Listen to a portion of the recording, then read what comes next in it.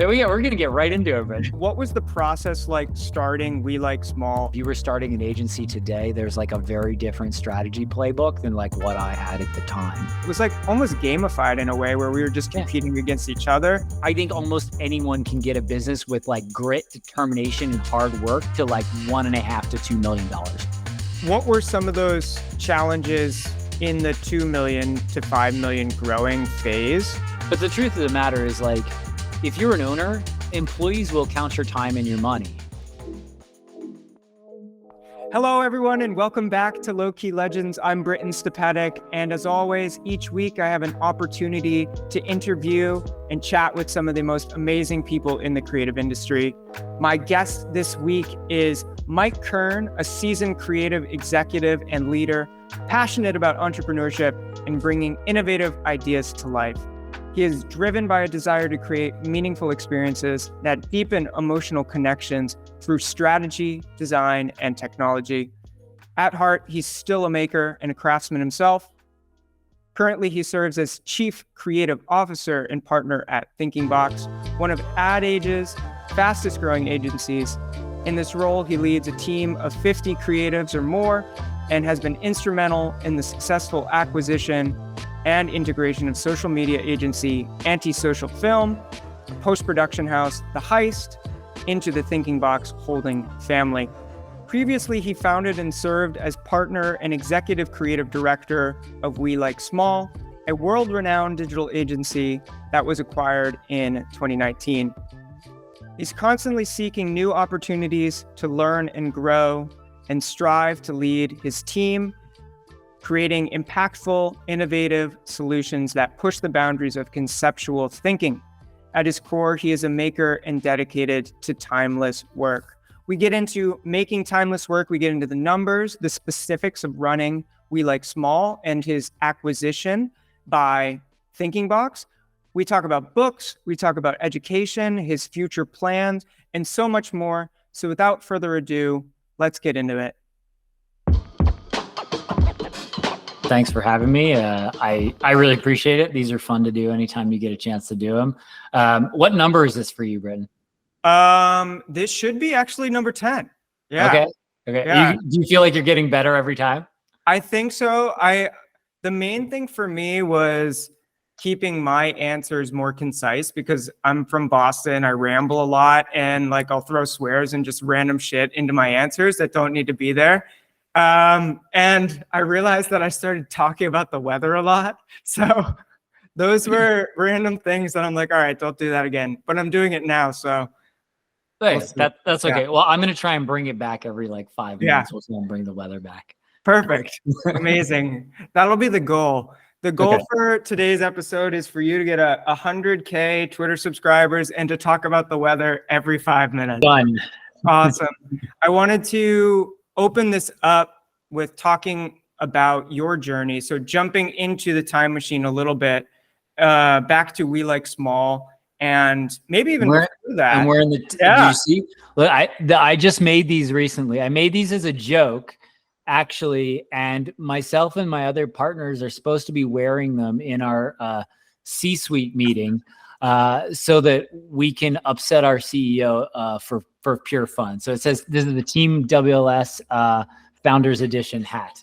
Amazing. I love that. I was like, I got to do something with the custom font that we had and typography that like we worked with Connery Fagan on. Like, I got to do something with it. So. Oh, yeah. Oh, I love that guy. I mean, that's like a whole derailing conversation, but anything Connery Fagan typeface, I will use and enjoy using.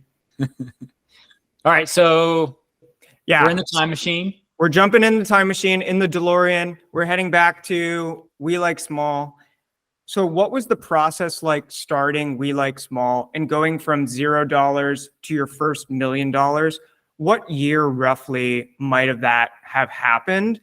And what were some of the kind of highlights and also the challenges within those kind of growing years? Yeah. So we hit our first million year 2. So pretty early. I think year 1, and I'm never afraid to talk numbers. So like people know I'm pretty transparent about that. I think year one, we were maybe at the 750 mark, maybe 850. I can't remember exactly. And year two, I think we hit about the 1.4 million mark. So it happened pretty fast for us as an agency.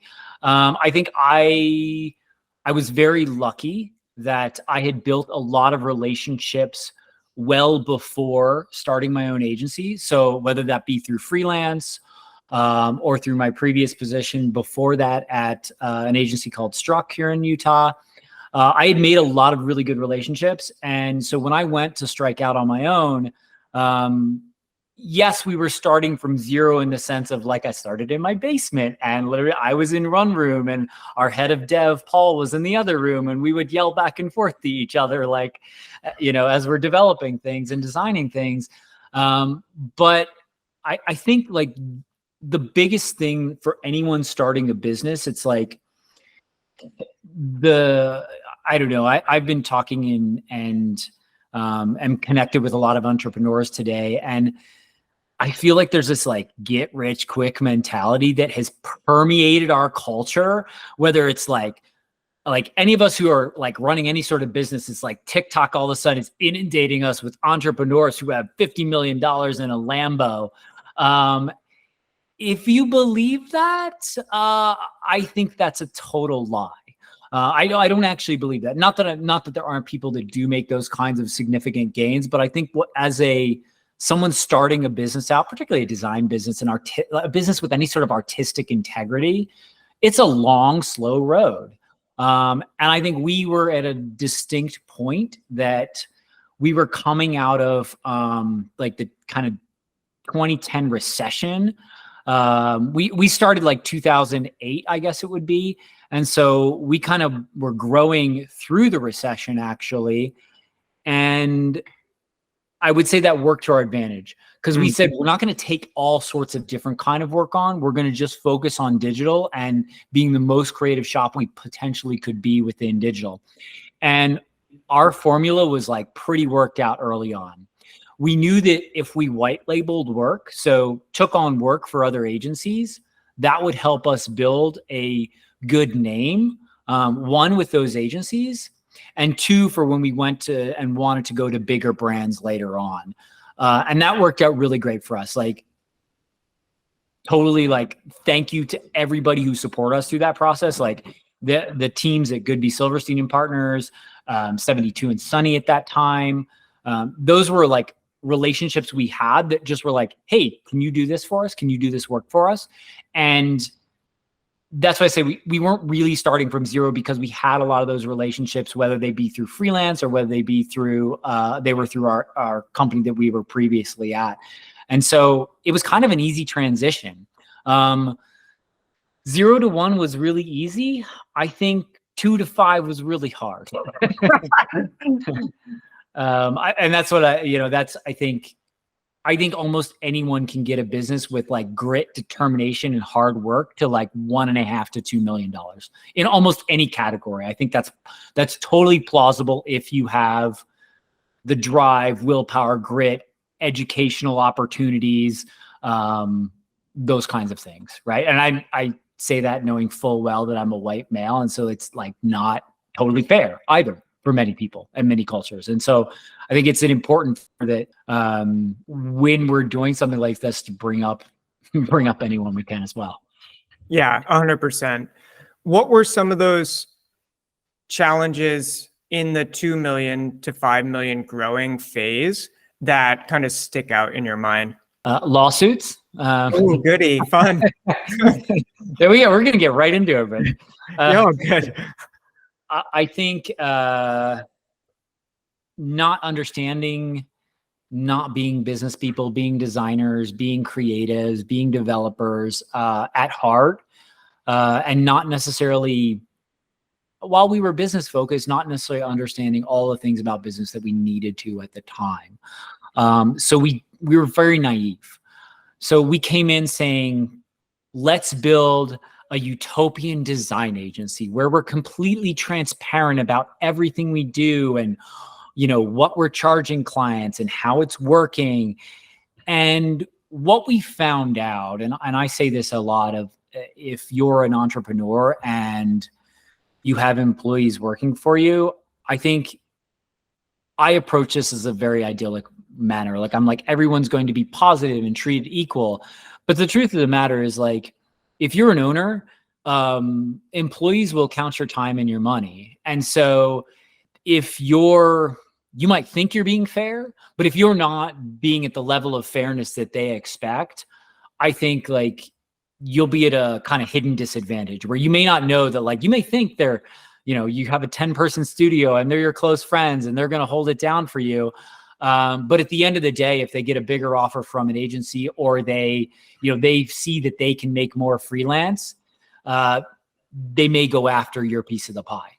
And I think like that happened to us really early on. And it was a learning lesson for us that not everything is this utopian society that we want to build. And as much as like we were idealists and said we want to do everything differently than everyone we've ever worked for, it ended up coming back to bite us in the ass. And that was the biggest, I think that was the biggest holdback for us. I was actually just reflecting on the numbers with someone the other day, and I did a 10-year timeline of this, where you can kind of see our trajectory, and it kind of goes up to like 2.5 million, and then it like falls off a cliff back down to like 1.5 million. And it's exactly at that inflection point of where we actually had like all of those legal problems, and where we had, where we just became too utopian in a lot of ways. And so then when we rebuilt smarter. We put better leadership in place. We empowered the leadership that we were putting in place to take action, as opposed to us kind of being the end all be all of it, and really a more shared responsibility among the teams for everything. And I think that's what then ended, that's what started that uphill trajectory. But it took us 2-3 years to figure it out. Gotcha. Yeah. And with that kind of new established leadership, was it establishing roles and responsibility, delegation, also, I guess, systems? Is that what kind of led to the curve going up instead of that drastic shot down? It's funny because I think about, I feel like WeLikeSmall was known for doing and taking on technology projects with a high level of design that no one else wanted to touch. It was just like stuff that like, can we do this? Maybe we can do it. I don't know if we can do it, but let's try to do it. We were never big believers in process because we were always trying to like break the process. We were always trying to like do something fresh and new and like that hadn't been done before. Something that was unique in particularly in the digital world, like something that like really challenged us. Something, we might see something that a Unit 9 or a Media Monks or, these 50, 100, 200 person teams. And we go like, we're 5 people in a room. We can do that. And we could. And so like process wasn't necessarily a big part. I would say, I'd actually say systems and process were really handy for the running of the business. So we automated almost everything around that, right? It's like invoicing, all the stuff that like can consume an owner, particularly us who were me on the creative side and my partner on the dev side. We wanted to free ourselves up to do the work. That was the whole principle. Like that was the idea behind WeLikeSmall. It's like, we don't want any of the big organizational behemoth behind us.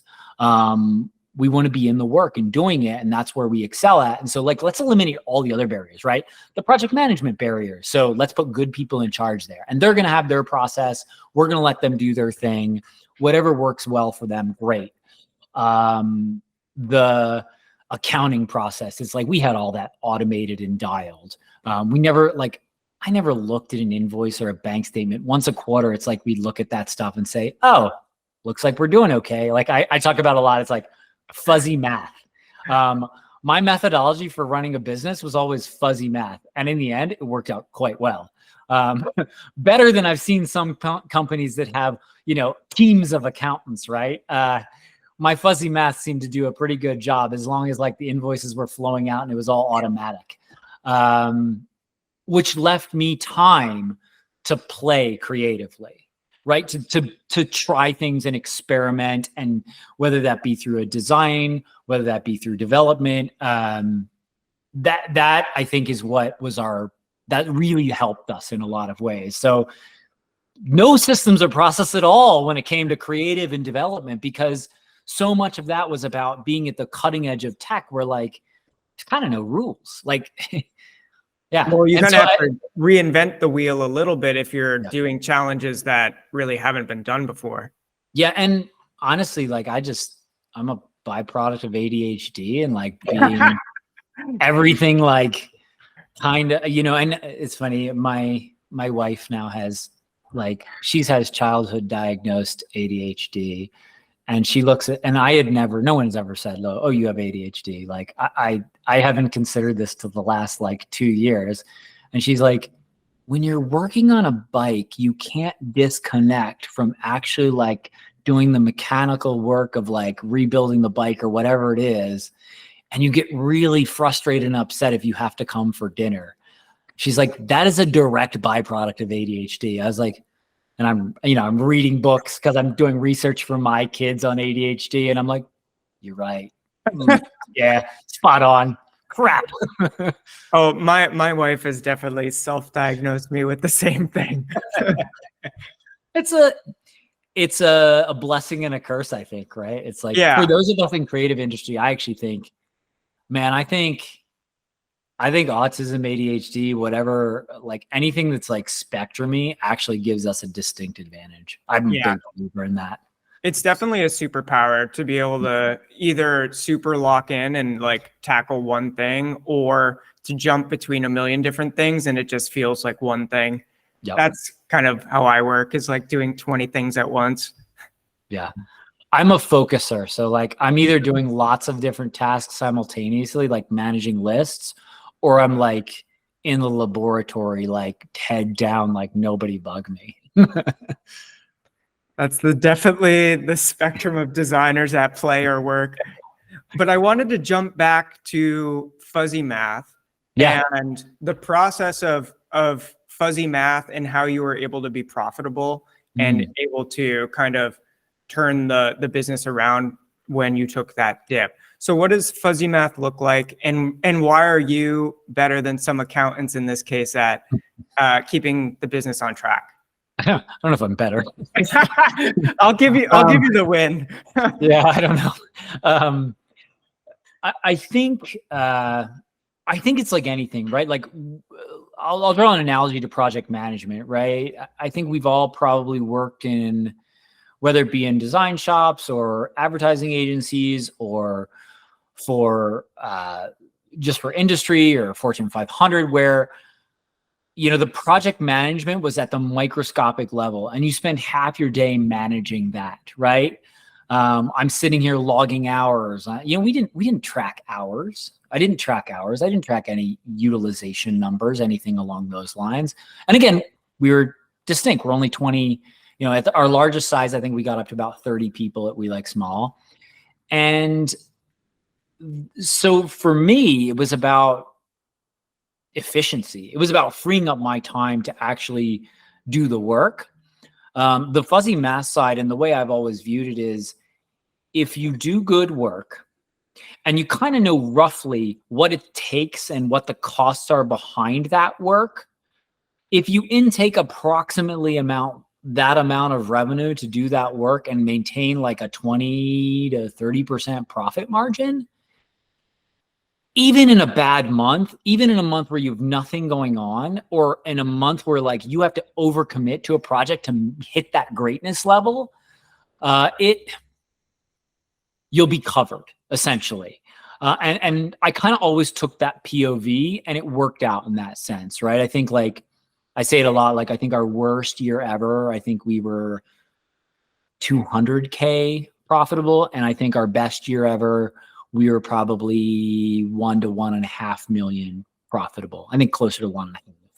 And so I look at everything from a very long road lens. I'm a long-term investor. I don't play the day trading game. I don't believe in, short-term quick wins really all that much. I kind of alluded to that already a bit, but I took the long angle view on this. If I just make good work and I make it consistently over time, at the end of that period when I've made that thing, whether it be on the microcosm of a project, on the macrocosm of a business. If you're just doing the right thing every day, at the end of it, you'll look back and you'll be like, oh, okay, it worked out.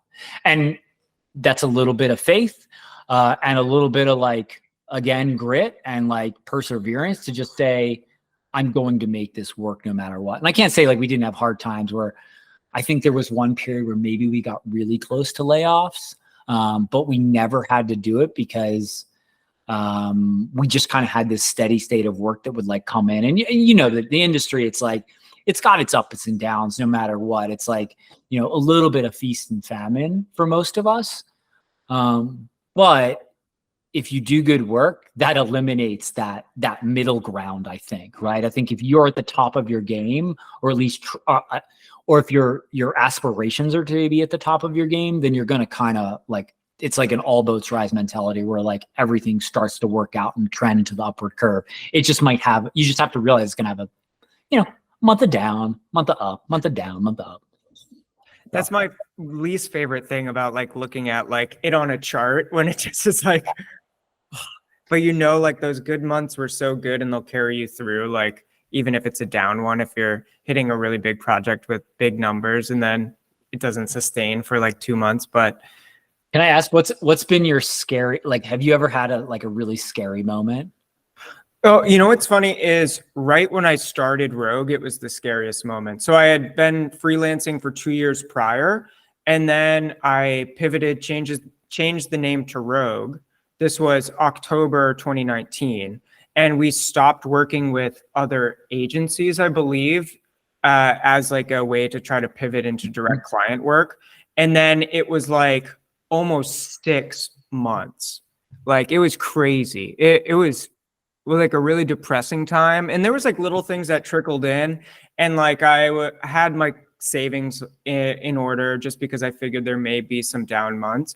But yeah, it was like little things here and there that just kept like, you know, my portion of the rent being paid. But that was my scariest moment. And then it picked up. Like once I established the name and there was kinds of notoriety, we started picking up projects. And then it's been pretty even and steady where it's like, okay, I know there'll be some months where like things don't come in, but that'll be an opportunity to do passion projects, to really focus on marketing, to focus on visions and values and what I want to achieve.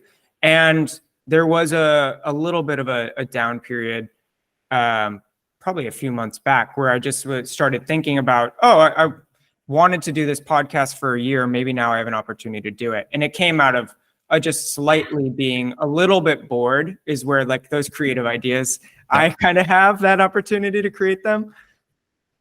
Yeah, I think there's, it's funny you say that. I think that white label, when you make the decision, like, okay, I want to go from white label to working direct with agency, or to not working direct with agencies, but working and building client relationships. I think that's for most of us, as far as everyone I've talked to, that kind of was in that freelance period. Because often when you're freelancer, you're doing kind of both. Mm-hmm. It's the biggest transition point and the most difficult one to make. So 6 months is pretty good. I think that's like, I mean, ours was, we just slow rolled it. I think it was like 2 years to do it, probably holistically. But yeah, I don't know. I think, I was listening to you and Ben chat about this, and I think like about the idea that like it would be really, somebody said it would be really hard to start an agency today. And I like kind of agree with that sentiment. Yeah. And the funny thing is I feel like I see, or maybe it's that I just don't know that they exist, but I feel like I've seen people that I knew transition, that were working at bigger companies, transition to freelancing. And then I've seen people that I knew kind of band together and form small studios. And I mean, like, I don't know what numbers they're doing, but it seems like they're doing good because they're showing really kick-ass work, whether it's real or not. It got my attention. And so, I mean, it causes me to like think, I'm like, wow, maybe there's more work going on than I think is even possible if all these people can maintain it, or that's a smaller budget and they're only like 1 to 2 people and they can take on things to get their name out. I'm not sure exactly. Yeah, it would be fun to do like some analysis of the market today. I mean, it's like my position today is so different. It's like my team now is 150 people across the the North America, and so it's a bit different. I think today, if you were starting an agency today, there's like a very different strategy playbook than like what I had at the time. I think we had a really easy go, right? Because at the time when I was going, it was the big traditional advertising agencies had no idea how to do digital. They just like didn't know how to even get started. And so like any of us who did, we're easily like, we could just get on the vendor list and then prove ourselves and then, grow pretty quickly on the digital front. Maybe the same thing's happening on the AI front. I do see a lot of people like, I need an AI consultant to do X, Y, Z. And so maybe that's out there, but I don't know. I feel like AI is a lot simpler than trying to learn Flash back in the day or trying. That's true. Yeah, you can't go Google how to make a prompt. What would you say if you were to give a playbook for a modern or small agency now? What do you think would be some of those playbook rules? Ooh, well, I was supposed to actually have a conversation today with someone that's running a subscription-based design agency. I'm super curious about how these are running. I don't know if you've had any experience with this. So there are a number of these guys out there. Maybe they're freelancers, or maybe they're like ex-project managers or whatever they are. And they're like, we're going to have a subscription-based design business. And so they're charging, I don't know, $5,000 a month or $10,000 a month, and they'll basically do a list of tasks for you and churn those out. That's a unique look at the market. Mm-hmm. And I'm so curious if it works, because in my mind, as like someone who builds brands, I don't know about this. I feel very strange about it. And I'm not going to like until I do the research and actually talk to people who are running studios like this. And it's funny, a lot of the ones that are more successful are running off the backs of influencers, right? So they're running off the back of like, somebody who has a prominent podcast, I think the guy I was talking to, I think is affiliated with like Sahil Bloom, and like Sahil Bloom's got a huge following. And so like, cool. Like maybe that's how they're leveraging that. I just am like really skeptical on if that works or not. So that's one playbook. That's an idea for a playbook. I don't know if that's the one I would follow, but it does seem to be gaining traction in the last 6 to 12 months. I think there's a playbook that we've all seen. I think you guys have done it a bit. Like you do a bit of pro bono, like you'll just do your own projects, do your own work. That's just like top notch, high end. And then somebody else sees that and they say, oh, I've got an affinity for that. And like we're saying, like Ben did that with his project for a little while. I think that's really good for like people transitioning from freelance to wanting to build a studio, because they're getting to churn out the kind of work that they would want clients to come to them for. So I think that's one playbook. And I think then the other side is probably the social side, right? Like, so if you want to invest heavily like a Chris Do or somebody like that, and like building your own brand, I think that can have significant wins for you as well. I don't know if my methodology of white label to Fortune 500 will work today. I imagine some people are trying it and it's probably working for some of them. So I guess if I had to choose a playbook today, I don't know. I'm the grit guy. I'm like, you just churn out cool, good work that like earns respect among peers, and then do projects with said peers until I can like make a mark. And I think that resonates with me personally. There's this Steve Martin quote. He's giving like a talk at like an actors thing. And someone in the crowd asks, how do you get an agent in Hollywood? And he just responds back, make work so good that the agent comes to you. And that's always been my mentality. It's the grit, it's the dedication, make cool shit. And I know that you have a personal identity as a maker. And I feel like I have a very similar identity as someone who just builds and creates things. And I can't foresee myself going down the road of the subscription, because even if you just ask in a client email or a potential client email, like, could you give me a rough estimate of what you have to spend on this project? And they're like, oh, I have $100,000. And you were if your subscription model was like $5,000, you'd be making $15,000 in a month versus what you could potentially make, because their idea of the value of this project is so much higher than your subscription basis or what you had previously valued it as. And so like for that reason, it kind of like scares me. But I can see if you're like churning out little projects, you could probably be very profitable if it was like badges, icons, social graphics, small things of that nature, where you're like being like a graphic designer and like crushing it, and you're quick and you have the project management side of it down. I feel like, yeah, you could be absolutely profitable. It just probably depends on the scope of projects that you're doing. Yeah, I kind of wonder, like, are some of these people just outsourcing to Romania too, right? Like, I don't know the answer to that, but I'm going to get to the bottom of it, and then we'll get back to you on that. Yeah, absolutely. I mean, there's a lot of also like hate. I mean, I guess maybe not name drop, but there's some people like online who are doing like the subscription model thing, have made $1 million+ and then there's like a bunch of people on their Twitter thread talking about how they kind of fucked them over. So I may or may not know what you're talking about there. I've caught some of that just in the, what would you call that? Like the design world drama queens. Yeah. I don't know, whatever. Yeah. Things going down on Twitter and I like to classify myself these days as an entrepreneur rather over a designer or a creative anymore, because I try not to play in that pool zone at all anymore. Yeah, I hear you. I mean, just like on your bio, here's all the titles listed: investor, founder, designer, developer, director, cinematographer, architect, writer, cyclist, mountaineer, and father. I mean, you have more titles. It's deliberately obnoxious. Like it is.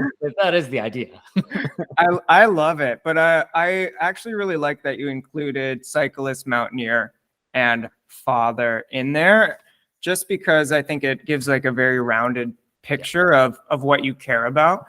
Well, I'm hoping that somebody hires me just to like ride bikes professionally for them, but I don't think that's ever going to happen. So, well, I guess it would depend on how fast you can get up and down a mountain, or not fast enough. I'm mid-40s at this point. It's not happening very fast. Gotcha. Fast for people my age. Let's put it that way. Yeah, there we go. Not pro tour level though. Your mid-40s. It was a few years back in which you pivoted and sold WeLikeSmall to ThinkingBox. Could you walk me through that process a little bit? And where were your numbers? Because we were talking about numbers prior. Where were your numbers at when you did make that kind of merger? Yeah. So we were approaching just north of like 5 million. We're kind of in the 5 to 6 range. I think for anyone who's interested in selling a business, you need a good reason, I would say. I think one of the hard parts, and people will look at this and they'll say like, well, you had a really successful business. You were doing quite well. Like our EBITDA was quite well. But for me, like there's always like 3 reasons for selling a business. So reason 1 is you kind of foresee the market's going down. You're dipping, like you're starting to fall off. That was not the reason. 2, you're going through usually partner trouble. So like you and your other partners disagree, or the company like culture is crumbling, whatever that is, right? That wasn't a scenario. And number 3, a divorce. So that's where I was at. So I personally was going through a divorce at the time, or had gone through a divorce at the time. And so I was in the very tumultuous position of, I wanted to create stability for my children. So I like at that point, like all of my money, everything I had was in the company. And I needed to take something off the table, frankly, to be able to even buy a house for my kids and to give them that sense of stability. Like there really wasn't much of another option because my divorce maybe wiped me out a bit of all the capital I had built over probably the course of 20 years. And I think I shouldn't say that that's the only reason, but it was the motivating reason for me to start saying, all right, I need to do something for my kids. I got to figure this out. I can't really make it about me. It needs to be, the best thing for them. And so a sale became imminent at the time. We said, okay, and we had been approached by a couple companies previously, and we kind of said, we're not aligned, not quite right, not quite the right fit. And what ended up happening was ThinkingBox kind of came to us at the, right place, right time, a little bit of like a sweet spot in the sense of like, emotionally, I'm a mess, right? Like I'm dealing with like my divorce and post-divorce and creating stability for my kids. And then two, I think we've been doing it for 12 years at the time, 13 years at the time. And so I was like, hey, this is a new challenge. This is an interesting new challenge. And so that was cool to me. Like I was like, oh, there's something here that like is the complete opposite of what I had done so far, right?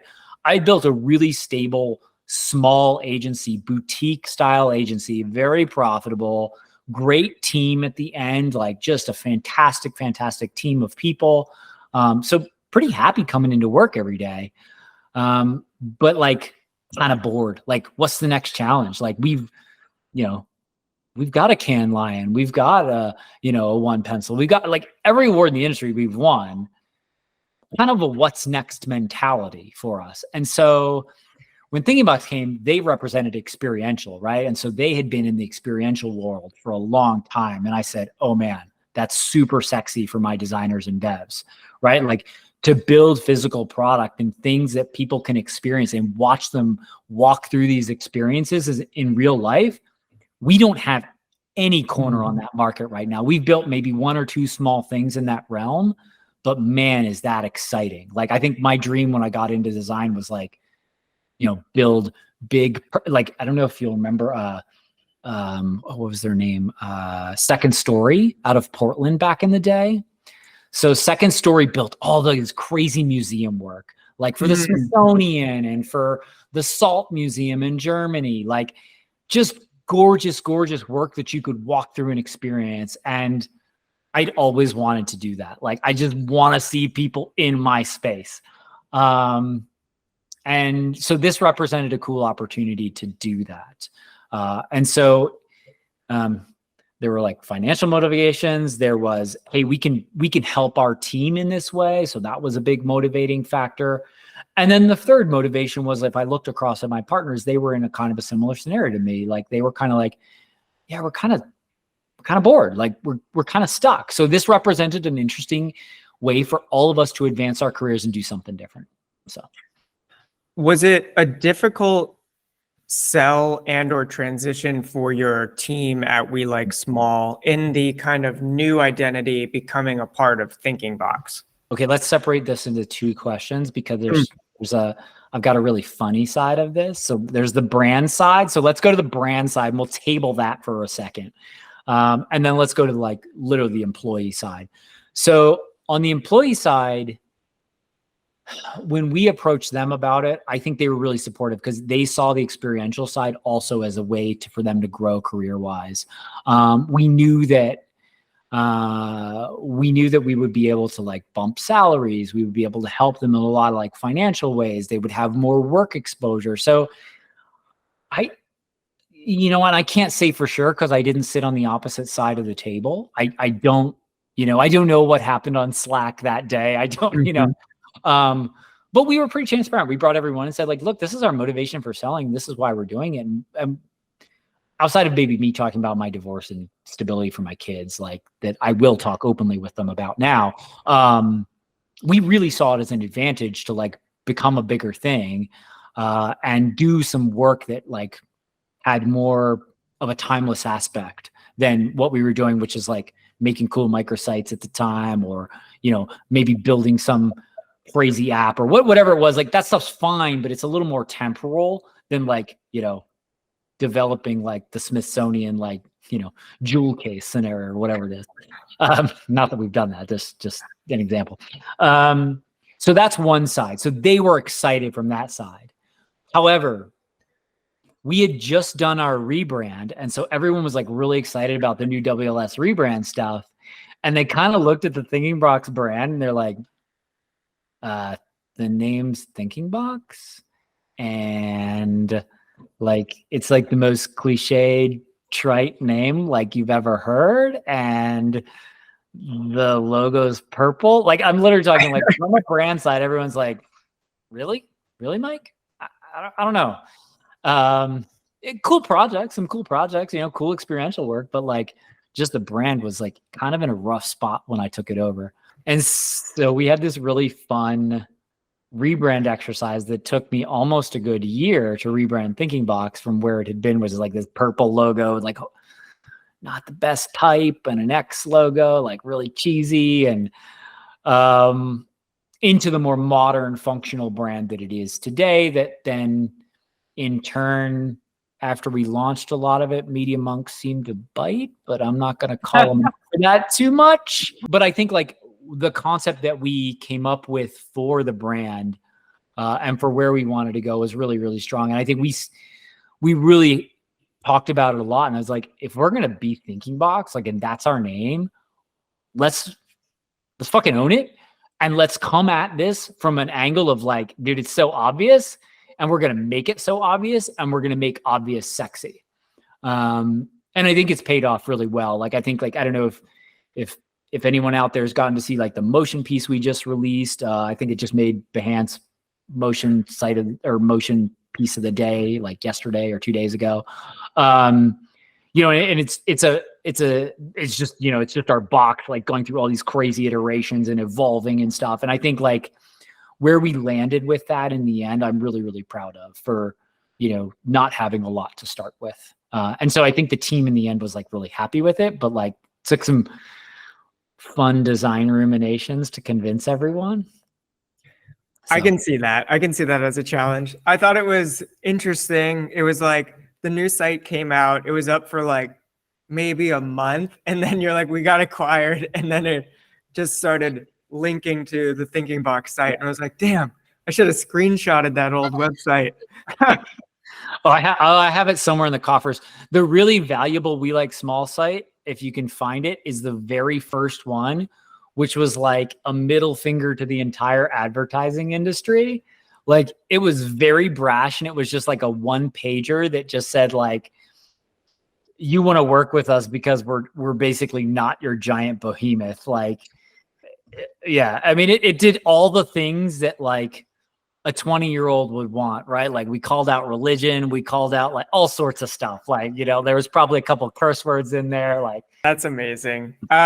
What is your opinion and feeling about the advertising industrial complex at large? We've seen a lot of consolidation over COVID, I think, for sure. That's a tough question. I don't know that like I can fully give you an articulate answer on this, other than the fact that I think all the consolidation to me points to the factor that we've kind of known for a long time. It's aging and we need something new. There needs to be some new modern iteration of this. And I think there are a lot of people who have tried that, and there's been a lot of segmentation in different parts of the market, right? Like you look at like a Huge, which birthed the Work & Co. And so you have like this like ultra high-end enterprise digital segmentation that's like one area. Then you've got like RGA kind of had made their pivot a couple years ago. And then when I look at, you know, and then I will look at like Sir Martin Sorrell and what Media Monks has done kind of in the industry, you know, they're really trying to throw it back to, you know, Omnicom and the other guys. And I think like the plan there seems pretty spot on, except for the fact that they spent money so quick. It's like what they had I don't know, $50 million in losses or something last year, I think, as a publicly traded company. So even that methodology doesn't necessarily work. I think we're going to see more segmentation. I just spoke with someone the other day who's running an agency that just works for construction industry, right? So literally all they do is construction industry content, branding, etc. And they're a $5 million small agency, and they're specialists in that. And I'm like, oh, that's pretty cool. So I think we're going to see more market segmentation on the micro level, right? So and I say this because, like, when we talk about social as well, I think social's happening as micro communities now, right? Like, people want to be part of a community that's like smaller and more finite because, like, the world's almost gotten too large. And I feel like maybe advertising is the same realm. And I'm speculating quite a bit here, but I think, you know, what we had dialed with like WeLikeSmall as a digital agency, I think we're going to see more success in those metrics than like the big conglomerates. Because everyone I know who works for the big conglomerates, and I don't care whether you're Fortune 500 or whether you're on the agency side, the Omnicoms, the McCanns, like most of them, it's like where creativity goes to die. Like it's a steady paycheck, and the passion might be felt among different levels, but it's not ubiquitous across the organization. And the only way to make, the only way you can make a great company, I think, is like everyone is on the same page. It's an all boats rise, focus mentality. And I think that's where that's really hard for an Omnicom or a McCann or or an Interpublic. And I just don't think they care, right? It's like about the shareholder dollar at the end of the day. It's not necessarily about like, is their creative team all working together like a finely tuned machine? There's definitely a lot of consolidation going on. I'm actually curious your thoughts on why so many agencies have been going through acquisitions lately. I mean, you've gone through one. You talked about the 3 core reasons.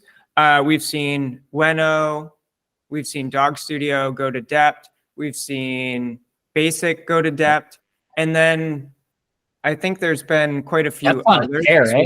Like, for those of us that respect design, Dept is on a tear. Like, let's call a spade a spade. Yeah. They've required some amazing agencies, and I can't say that I've seen a lot of the work since they've done those acquisitions. That's true. That's a good point. Okay, sorry. Let me finish the question too. No, I think really the question is, based on your 3 points for why agencies go through an acquisition, why do you think that there have been so many great agencies that have recently been acquired in like the past 4 years? I'm assuming that COVID I don't think many are going through my personal situation. I don't think there's that many that are going through like a divorce from a personal situation from what I've heard. I think,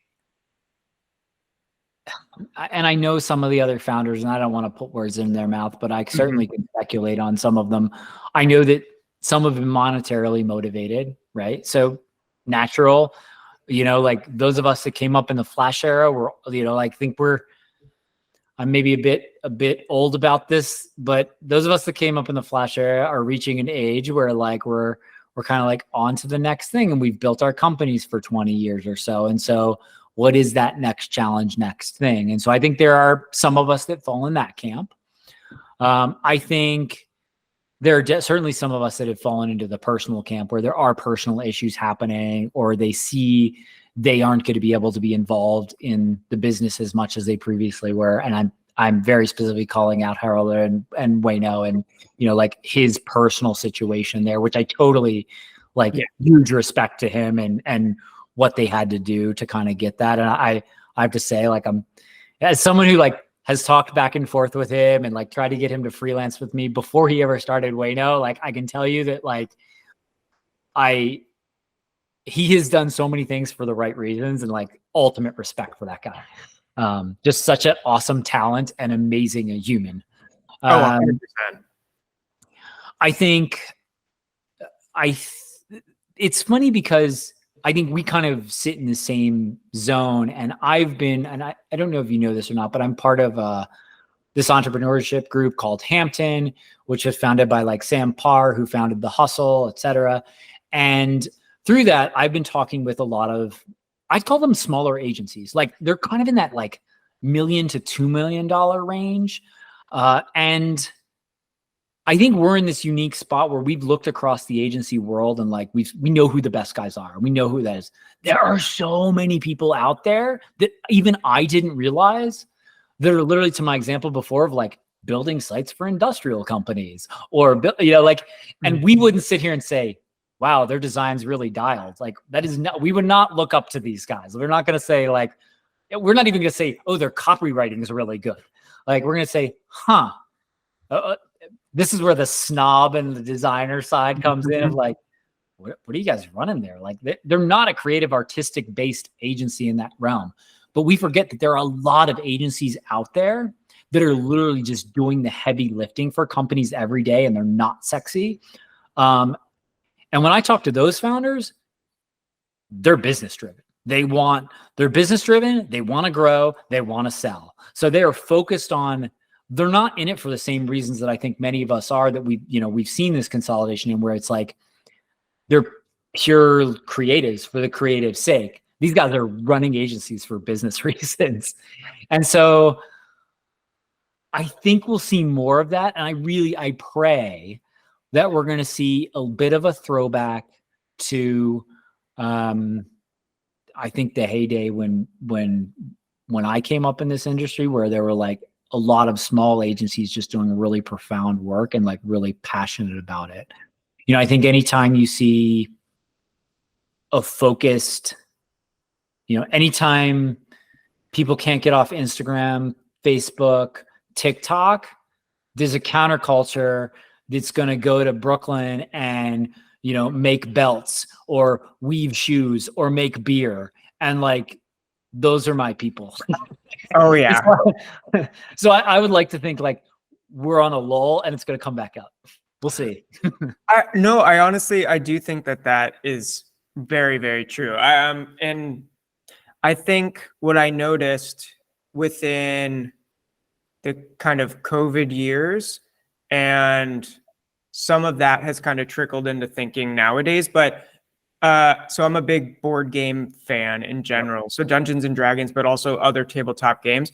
And there was a massive tabletop revolution during those times because the need for connection was so great. And there was like the COVID stimulus check. So people were buying kind of their hobbies because they didn't have to pay for their student loans and other things, but that's all connected together. But I think that even from that now, there is a connection and a craving for connection of other people. And that has trickled into kind of handmade and craft in a kind of renaissance. Maybe it's not as big as a renaissance, but definitely has trickled into like thinking and ideology.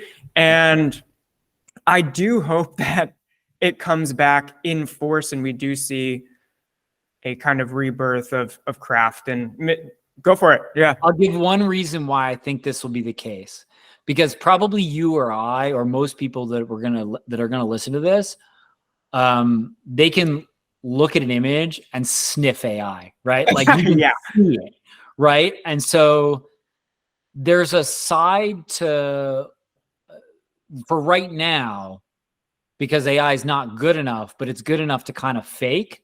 Mm-hmm. There's like, I think, a catalyst in that's going to actually push that opposite direction to exactly what you're saying. This is something that I think about a lot. And one, I'm just really bad at writing prompts for these generators, so I can't get a good image. But I think that there's no real enjoyment out of it in the process, because half of the reason I like art and craft and design and most of the things that I do is a direct correlation to the process of making it in collaboration. And without that kind of struggle, there isn't really like this profound like aha or amazement moment at the end of it. And maybe that's just a part of why we can sniff it out. Maybe it's the visual side of it for now until it becomes so good that it's just like you can't really tell the difference unless your artistic style is leaning into kind of nuances and mistakes and quirkiness, but it seems like everything is just like ripping off either fantasy artists or 3D stuff, and it just kind of isn't good enough at the moment. Yeah, we use it in process for things a lot now. No, we've never used it for any actual final produced work, but we certainly use it on the concepting side of things. We use it to shape photography a lot. So to say like, hey, we want something kind of like this, you know, and you can kind of involve somebody's brand and subject into that thing from an ideation standpoint. But the reality of what we end up producing is always much better, right? Like the thing we actually make, it's always much better than the thing that like was made on the computer at the end of the day. And so I think it's a cool tool. I think it's a great tool for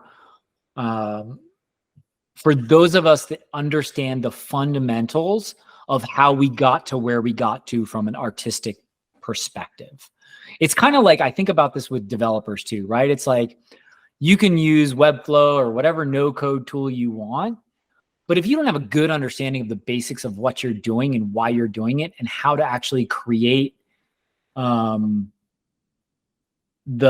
patterns of movements that you want within something, I think it just is kind of hollow. And so I have a bit of a fear, you know, I teach periodically and I think I historically have been an educator at times. And I have a fear that like, I tell this to my design teams all the time. I'm like, just pick up a paper and pencil. Like, I really don't care about picking up Photoshop or going into Figma or whatever, or Sketch or whatever. Like, just pick up a damn pencil and show me what your idea is on the board. Pick up a dry erase marker. Let's whiteboard this thing out. It doesn't have to look good. Just show me what your idea is. And I'm shocked at like how many people that's like, whoa, really? That's weird. And so now we're going farther down the pipeline to where like people can realize like semi-created imagery to where like they don't even know how they got there. And I think like that's the distinct problem that I think we're going to face moving forward in this with AI. I'd like, how do we get to the core? You have to have the core understanding to build as the building blocks to get to here, so that you even know you're looking at something that's right at the end. Beautiful. I don't know. Yeah. Well, I mean, it's a beautiful answer. I don't know what the future holds. I think my next question for you would be, what things are you excited about in the future of the industry? But before we get there, we have to have a weather break. Are you in the heat wave, being in kind of a desert right now, or looks pretty nice? Salt Lake's raining today, actually. Oh, really?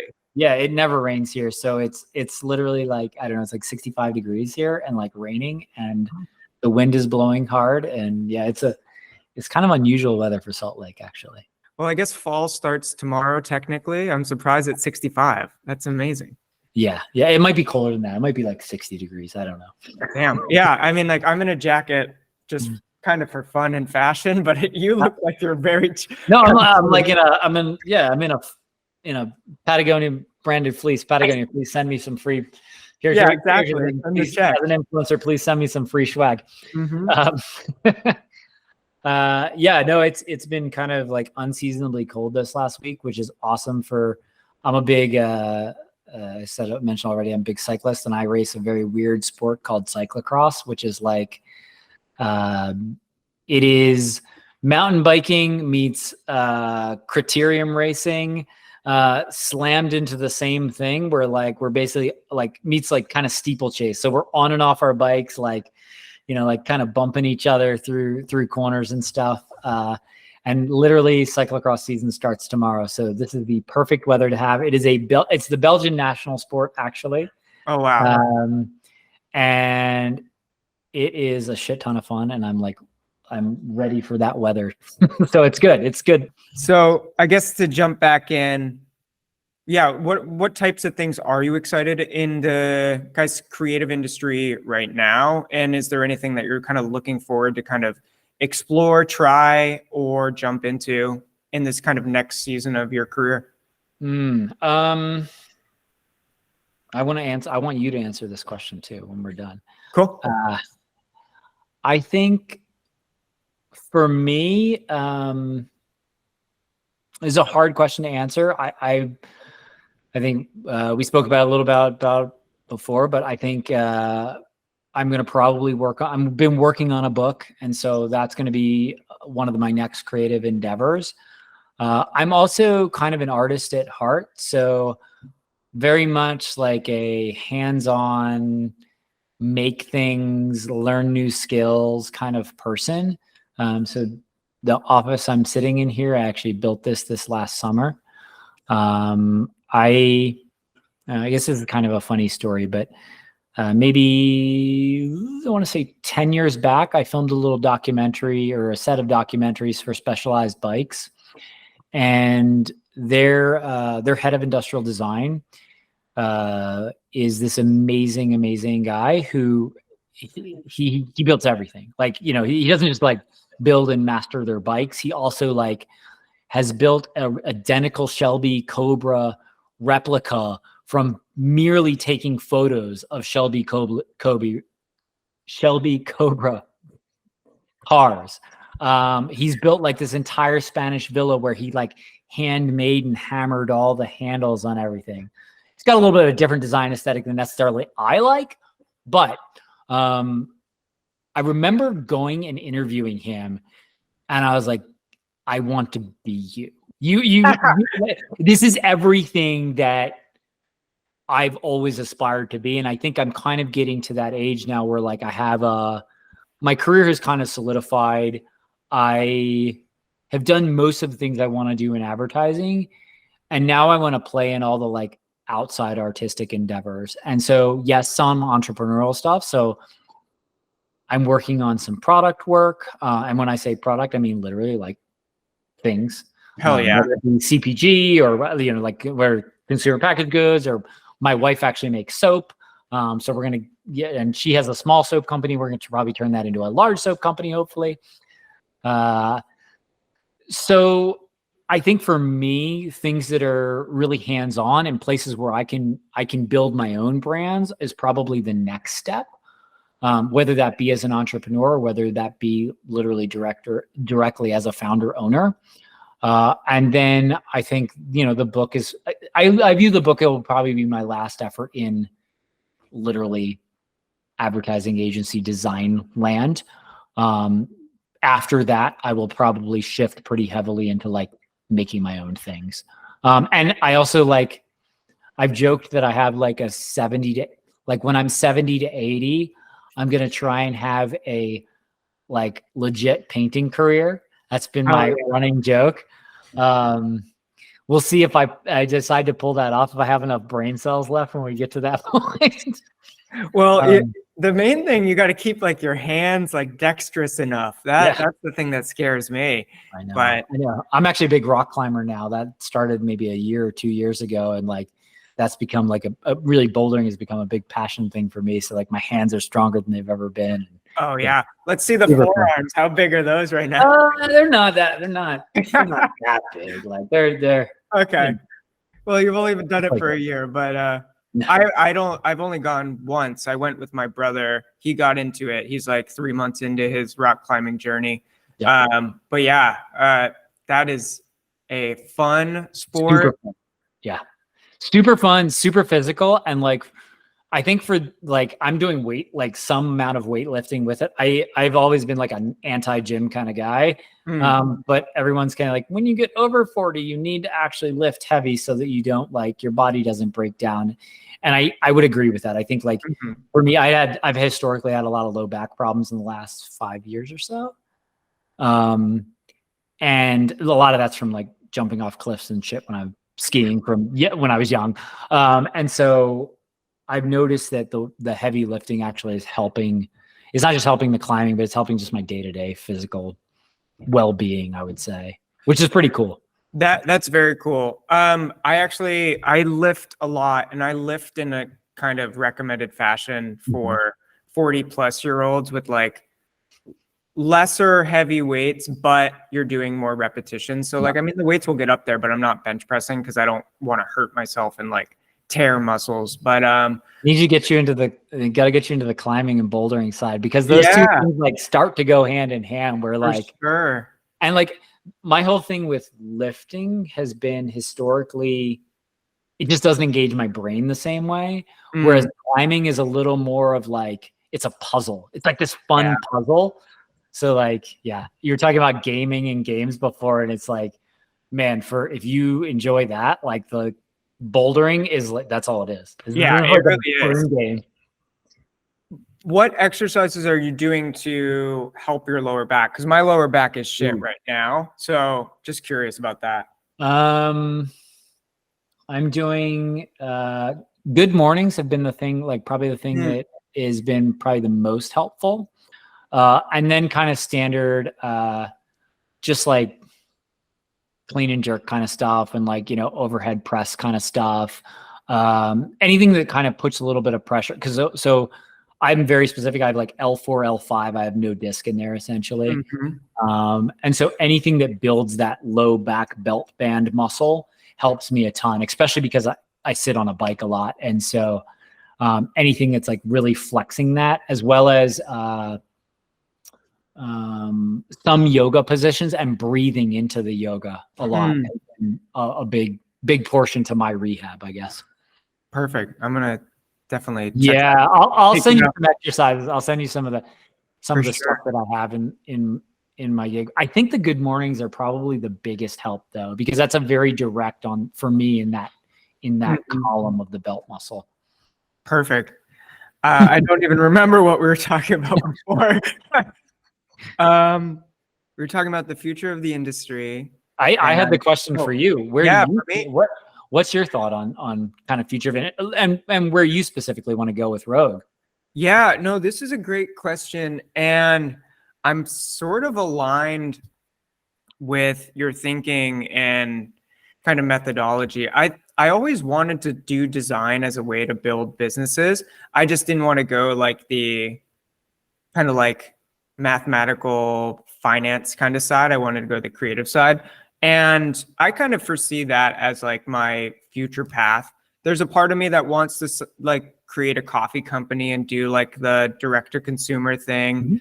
But I think that would be super fun. Like I loved what happened in New York and Brooklyn. There's a company called Blank Street, and they just parked carts on all the vacant lots, and every park had a blank street just all of a sudden, and they were just like everywhere. It had to be some sort of VC investment, but I loved that kind of story and that trajectory. Like, so I hope to build some sort of small businesses like that in the future. I had moved from Brooklyn to Cape Cod, and I was just like, I need to get a coffee cart on every single beach parking lot because it would just rake in the money.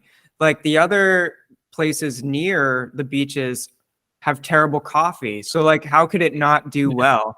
Coffee, juice, like whatever your reishi mushroom elixir, whatever people are drinking would just do a killing. I was hoping you just sell like microdosing. I think that would be the way to go. That would be. I don't know what the rules in Massachusetts are, but who cares, right? I do think that with Rogue directly, the point is to grow into a certain extent, probably to hit that 1 to 2 million, and then try to use that profitability to start these other things. And then I'm also been really enjoying this podcast and talking with people. It's definitely, since my team is remote, it's helped with a little bit of loneliness in kind of my day-to-day, where I would check in with my team, but they're on a different time zone. It would be morning or night. So I'm just not communicating with anyone really throughout like long stretches of the day. So this has been really fulfilling. I hate doing the editing process and listening to my voice, but we all hate listening to our voices. Yeah, that's understandable. I'm sure after like 1,000 hours, I'll just get over it and just deal with it. But it's helped in kind of that. So if this ever gets big or hits some sort of numbers to be profitable or have brand deals, I can explore that territory. But I think it's probably I would guess it's really great for public speaking, right? Like I think one of the things I found, so I mentioned I taught a lot before previously, and that was the biggest help. Like I have to sit in a classroom and like talk for 3 hours straight. I don't know that before that I had this skill level. Like I could present, but it wasn't that same skill level of like, I could just BS for as long as you would like me to talk. I'll just say something will come out of my mouth. Some of it will make sense. Some of it will not. No, I have noticed that too, because I've given a couple of talks, one at AIGA Boston, which will go out on the Rogue channel soon, but then also just like at my old college mess, so I would give a couple of just like student kind of talks about like design or whatever they wanted me to chat about. And I was like, oh, I have to like build a deck, a presentation, and talk about all of these things in a coherent way for X amount of time. That was like the start of kind of this. It's like, oh, okay, I'm not too bad at talking. I'm sort of interesting enough to hold the conversation. So maybe this is something I want to do. So that was kind of a pivotal. One tip I'll tell you that I've learned recently that I love is like start writing down great analogies and phrases that you hear. Right. So like just I literally keep a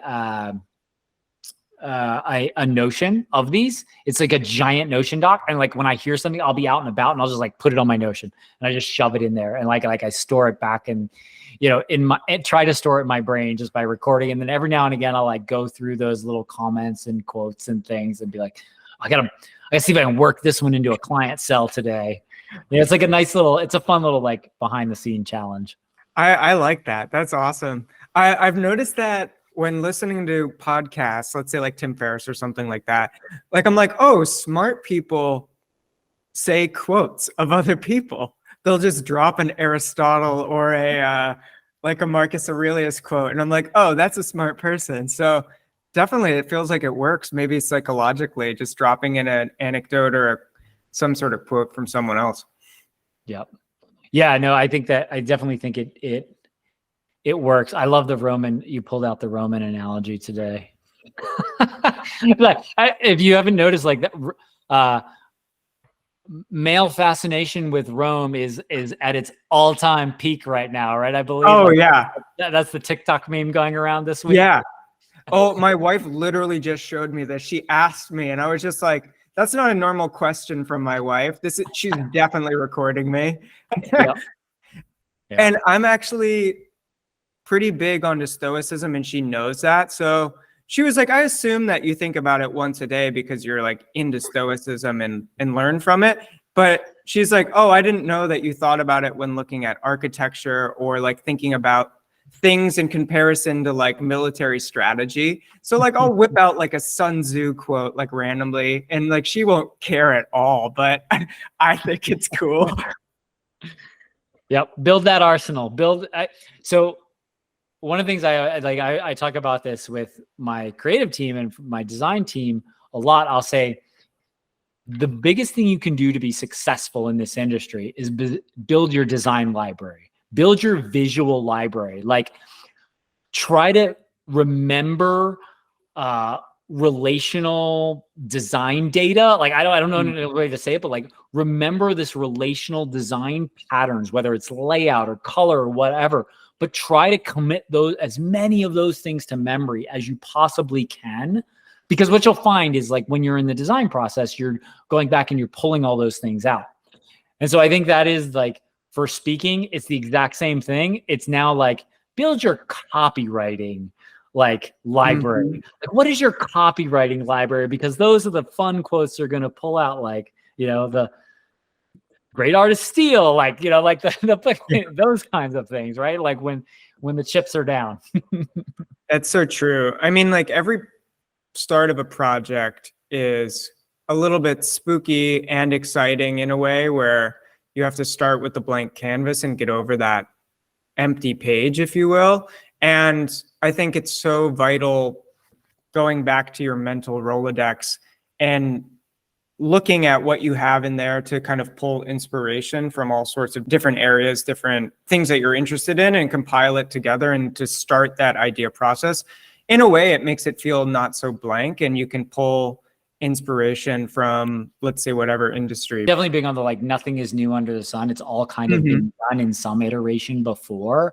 All we're doing is we're taking one great idea from over here, we're taking another great idea from over here, hopefully a couple more, shoving them together into something that's unique, and that's what's ownable. And I think, we talk about this all the time with our team, and particularly in the education process, when you have really young designers where they're like, it's like they believe in immaculate conception, right? They're like, when I go to bed, I'm gonna amazingly the next morning wake up and the design will have worked itself out in my head and I'll be able to put that on paper.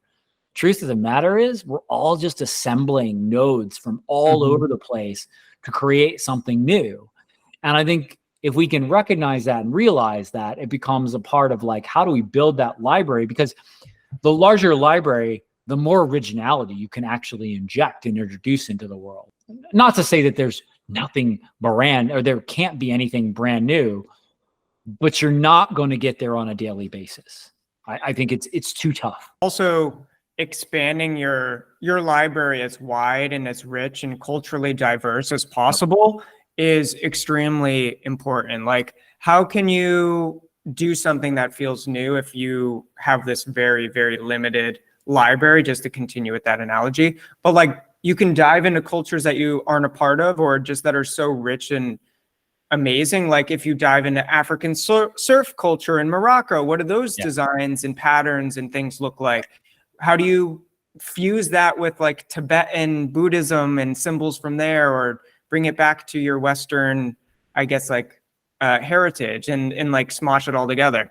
Yeah, we just had this hilarious, I had a client presentation a little earlier today, and we were having this conversation about how, in North America, we're not afraid to like throw everything out. Everything's like a little like disposable, right? It's like we move from one thing to the next. And we had built like this concept around something where like, choice and variability and change, all those kinds of things. This is what this spot's going to be on. And the client pointedly asked us, remember, this is a global audience. And in some cultures, the idea of wabi-sabi is super prominent, right? Like the idea that like, if I drop a dish and I put that dish back together, if you're familiar with like kind of the wabi-sabi, like theory of like in Japan, they'll melt gold to basically put these dishes back together. And it becomes this beautiful thing with history and value, and that wear is appreciated. And we just kind of went, oh yeah, duh. Right. And I think it was like such a pointed moment for me, particularly today, of like, I was very aware of that concept. Did I think of it in marketing speak when I'm going to like pitch an idea? No, I absolutely did not. And so like, I'm very appreciative of my clients for bringing that back to us. But I think it's really the more we can understand other cultures, other people, have as large a library as possible, to your point on the visual side, like the better we will be as creatives. And that's like a never ending quest. I want to pivot into some fast and furious questions. They don't have to be answered fast, but they're just for fun and our own personal enjoyment. But what are some of your top book recommendations? Okay, I'm going to do, I'll do business and pleasure. And I'm going to, I think I got them in here. Hold on, let's see if we got the other one here. Do you organize your books by any specific category and or color? Historically, yes, but my wife has reorganized my books. So that is the problem now. So she actually went through and like, she wanted the whole thing to be more filled out. And so she moved a lot of stuff around, and now I can't find where the things are. So like normally I keep everything like into sections, like organized spots. And she just kind of made it like random, so it looked more filled out. Like, hold on, let's do it. It's the balance of like functionality and looking nice on the shelf. Yes. Okay. All right. Book All right. recommendations. Book records. Okay, so business book. This has been my business book for the year. Almanac of Naval Ravikant. I don't know if you've read this. This is like fantastic. I haven't read it yet. So Naval is considered like the guru of Silicon Valley kind of. But I think one of the coolest things, and the thing that like I most remember from that book that he talks about, particularly about business, is the methodologies of leverage, and how, how it, like as a modern society, we can actually like, how is it that Bill Gates is worth billions of dollars? How is it that Bezos is worth billions of dollars, right? And we think about like that's all done through leverage, right? And we can agree or disagree with whether we think that leverage is good, but there are basics to the laws of leverage, right? And so like I've kind of adopted my own version. It's not exactly what he has in the book, but what I call it is like the 4 C's, right? So like one, it's community. So like the people around you, so your employees, that kind of thing, those are one form of leverage. You've got code, which is another form of leverage, right? So like with code, I can go that much farther to actually make something happen. We've got comms, which is like, that's like, I view this as social media, that kind of like the ability that like you can put something out there on PR and have it spread like crazy. And then the final one is pretty obvious one, capital, right? So money, like how much money do you have? Are you raising startup, that kind of thing. But I've been thinking about that a lot as I think about like, okay, in my next phase of whatever business is, like which of these types of leverage do I want to explore and which are kind of like don't align with me maybe.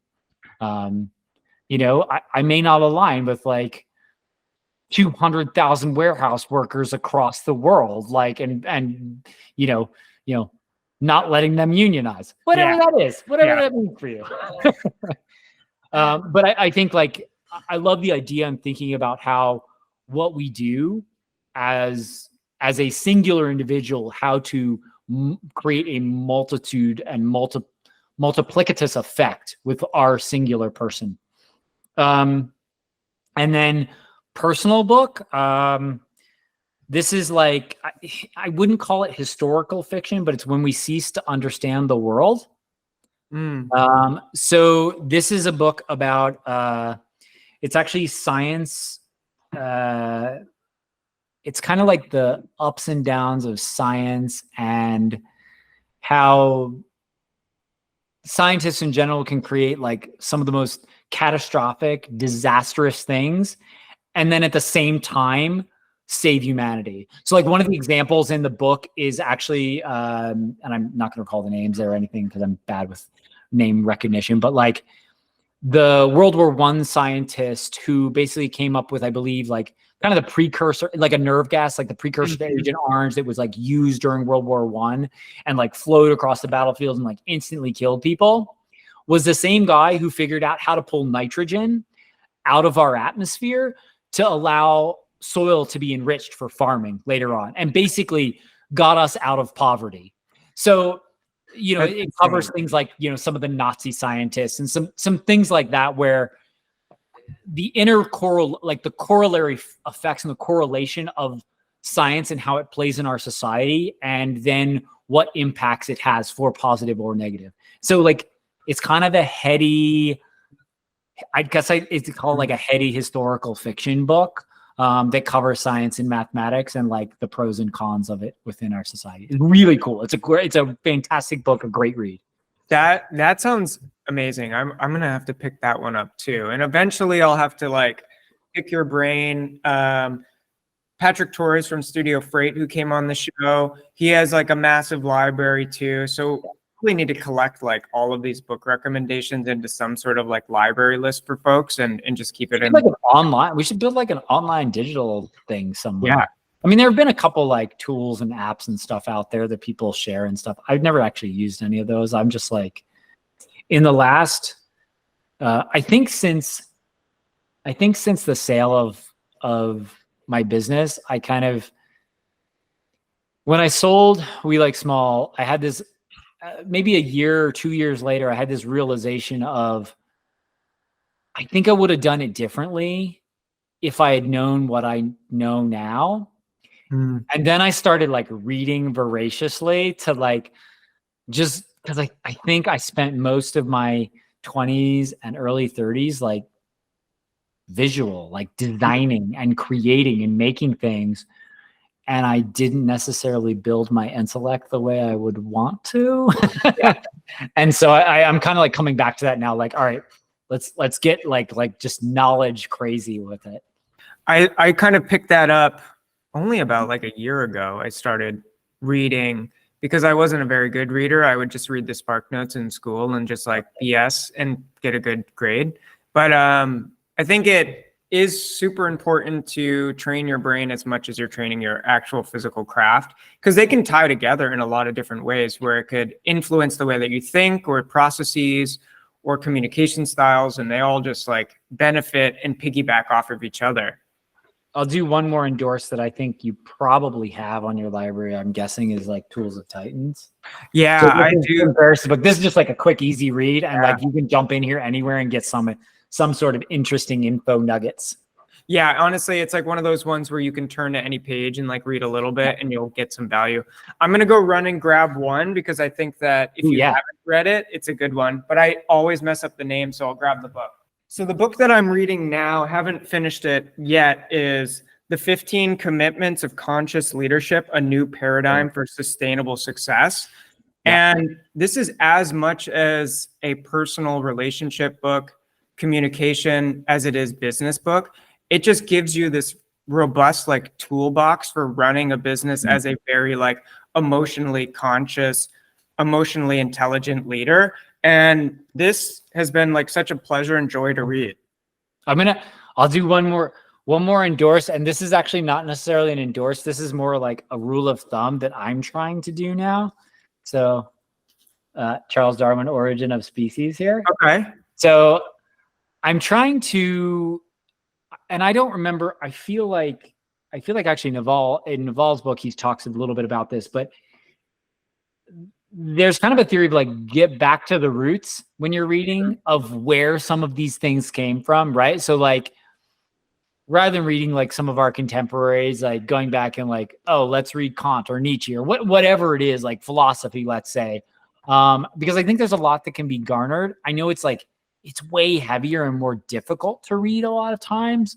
But I think for some of us, it allows us to process a bit better. So like, that's an example of like, I don't know, I'm like maybe a quarter of the way through Origin of Species, and it's kind of a hard read in general.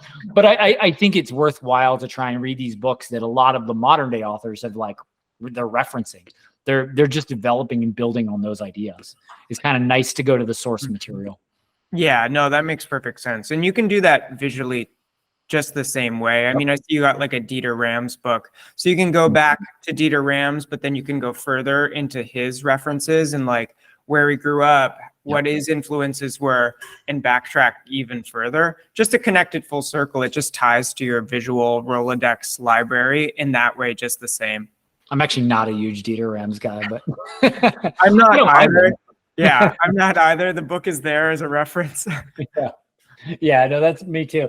I probably should have put like the motorcycle out front or something. Yeah, there we go. Let's do this one. This is, I don't know who's going to know this or who's not going to know. Like, I feel like there are not very many modern designers who are actually going to understand who Attic was. Attic was like my first inspiration in college of an agency. They do not exist anymore, I don't believe. But this was the coolest thing in my mind. Like these guys, they were probably at the time when they built this, the shop was probably 60, 70, 80 people. They were like they're a big agency back in like late 90s. And like they built this thing as just an art book. It is a pure art book. Like their designers just built this for fun. And I keep this around and I always talk about it because I've always wished that we could have a company that could produce something like this at this scale for the sheer will of production and art. I think that's become very difficult to do in our modern society. Yeah, it definitely has. I mean, even just thinking about the book publishing process, do you have the audience to even go to a book publisher? If you self-publish, is it up to the quality that you want? If you're self-publishing, do you have the audience to kind of get those sales? And like a lot of like my thinking about like business now, it's like, oh, you really do need a direct audience in order to kind of be able to build the ideas in an effective way, because you either need the capital or you have to have the audience to kind of do pre-sales and then go from there. But I mean, there's obviously things like Kickstarter and stuff to try to garner that. Like as a design studio, I love that they were able to produce this giant, massive thing that like purely represents like an artistic endeavor that like they paid for themselves. And it was like their self-promo book, right? At the time. It's like they sent it out to tons of people. I don't think they even charged for it. I don't even know how I got mine. I think I've got 2 copies here.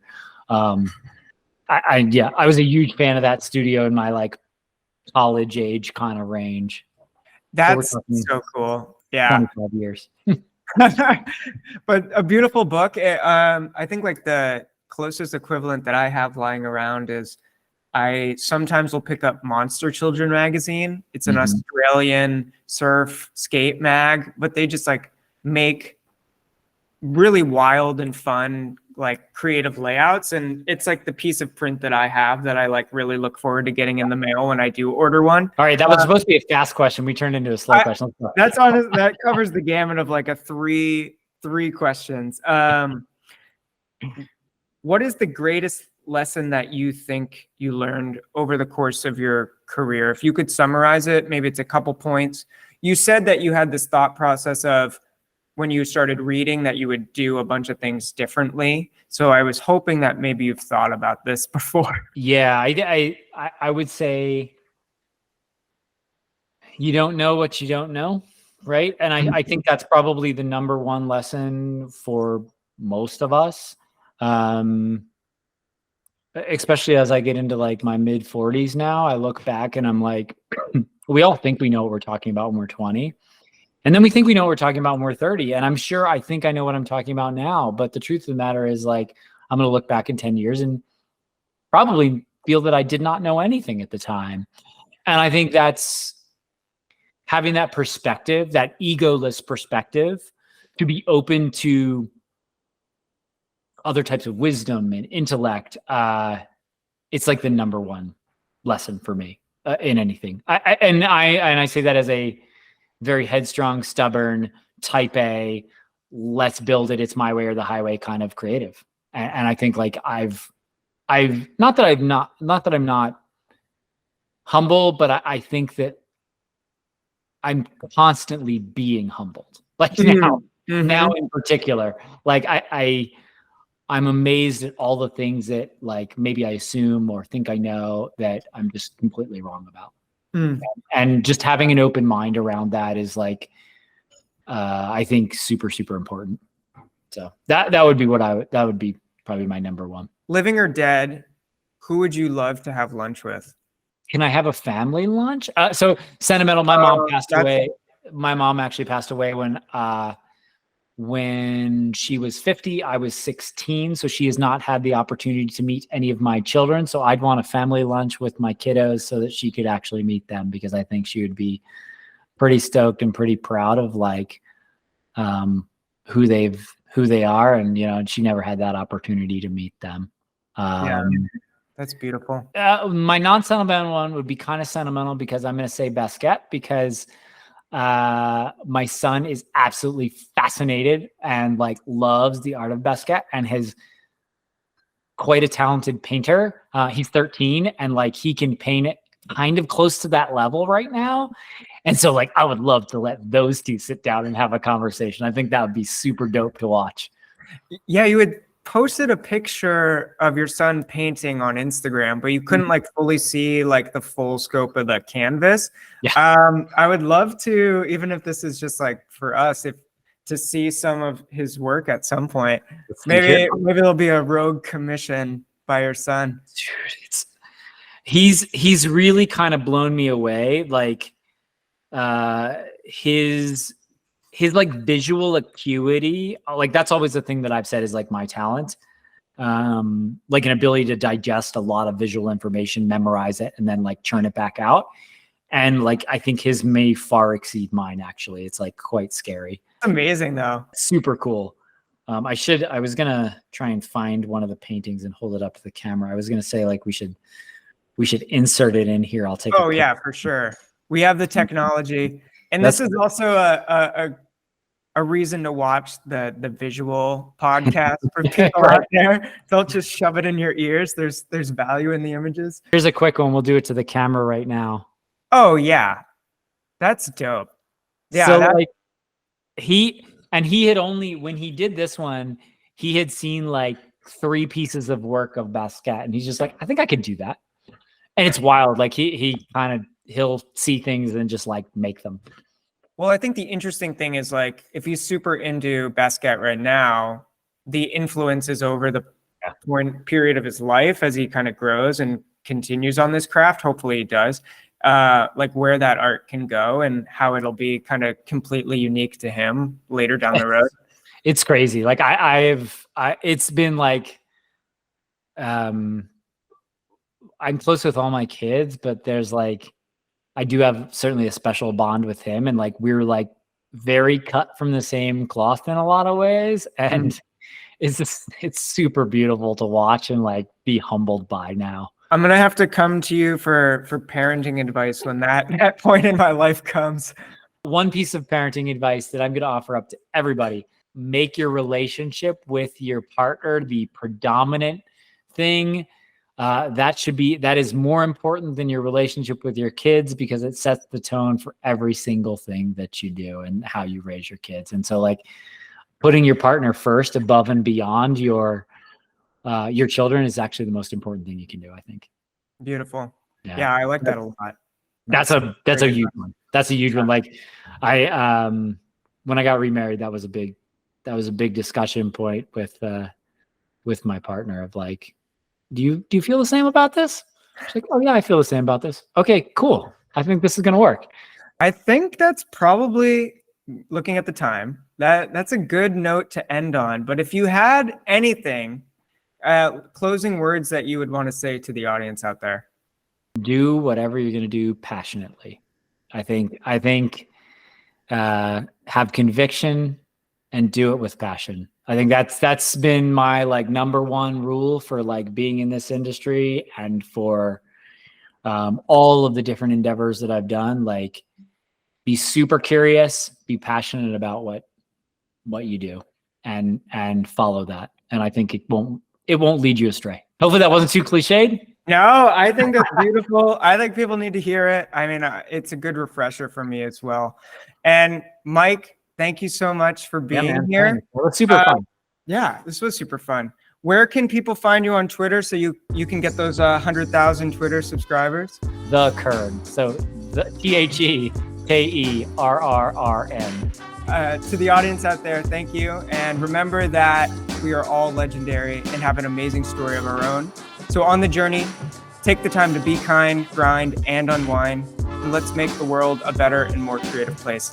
Mike, thank you so much for being here.